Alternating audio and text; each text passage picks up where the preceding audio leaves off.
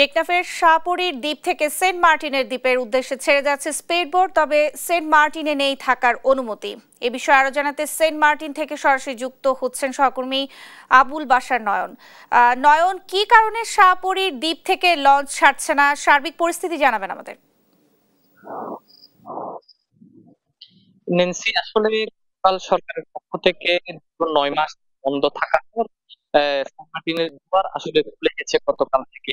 কিন্তু গতকাল কক্সবাজার শহরের থেকে দুটি জাহাজ ছেড়ে আসার কথা থাকলেও এই দুটি জাহাজ ছেড়ে আসে আজও সেখান থেকে কোনো জাহাজ সেন্ট মার্টিনের উদ্দেশ্যে আসেনি। মূলত আসলে যেই কারণে যে জাহাজ দুটি এখানে ছেড়ে আসেনি, তার মূল কারণ হচ্ছে সরকারের নির্দেশনা রয়েছে দিনে এসে দিনে আবার ফিরতে হবে পর্যটকদের সেন্ট মার্টিন থেকে। অর্থাৎ আমরা পর্যটক এবং সংশ্লিষ্টদের সঙ্গে কথা বলেছি, তারা বলেছেন কক্সবাজার থেকে যে দুটি জাহাজ ছেড়ে সেন্ট মার্টিনে আসবে, সকালে ছাড়লে সেই জাহাজটি 7 থেকে 8 ঘন্টা সময় অতিবাহিত হয়ে যায় সেন্ট মার্টিন পৌঁছতে। এই এখন এই ঘাটটি রয়েছে, এটি সেন্ট মার্টিন ঘাট।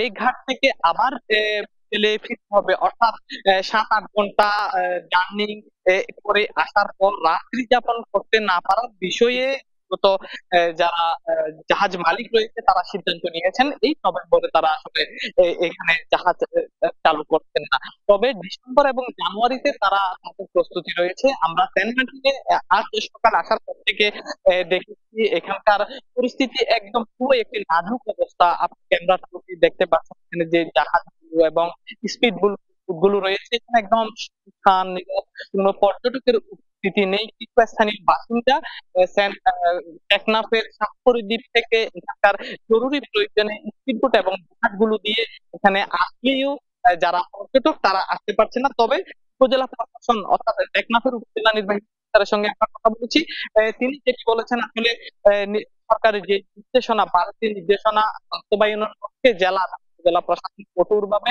কাজ করতে যাচ্ছে, যাতে করে সেন্ট মার্টিনের যে জীব বৈচিত্র্য রক্ষার জন্য তারা কঠোরতা পালন করছে।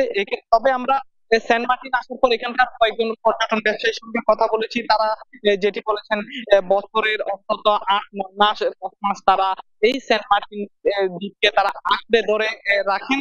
কিন্তু 2-3 মাসের জন্য সরকার যদি একটু নমনীয় হয়, তাদের যে অতীতে যে ক্ষতি হয়েছে সেই ক্ষতিটা আসলে পুষিয়ে যাবে বলে বলেছে। এই ছিল আমার কাছে সেন্ট মার্টিন থেকে সর্বশেষ চলে যাচ্ছে।